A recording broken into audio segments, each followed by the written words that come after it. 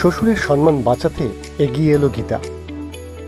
গীতা LLB'র নতুন promo star জলসাতে। সেখানে দেখানো হচ্ছে গীতার শ্বশুর অগ্নিজিৎ মুখার্জির লাইসেন্স বাতিল হয়ে গেছে এবং শ্বশুর ভীষণভাবে ভেঙে পড়েছে। সে সবার সামনে চিৎকার করে বলছে, আমার আর বাঁচার কোনো উপায় রইল না। সেই সময় সকলের মধ্যে দাঁড়িয়ে তার মা ব্রজবালা দেবী বলেন, বাঁচার উপায় আছে। অগ্নিজিৎ মুখার্জি বলে, আমার আর বাঁচার কোনো উপায় নেই, সমস্ত দিক দিকেই বন্ধ করে রেখেছে। সেই সময় দেখা যায় অগ্নিজিৎ মুখার্জির সামনে এসে দাঁড়ায় গীতা। গীতা বলে, বাঁচার উপায় আছে, আমি আপনাকে বাঁচাবো, কিন্তু যদি আপনি কোনো অপরাধ না করে থাকেন তাহলে এই কেস আমি লড়ব আপনাকে বাঁচানোর জন্য। অগ্নিজিৎ মুখার্জি অবাক হয়ে যায়।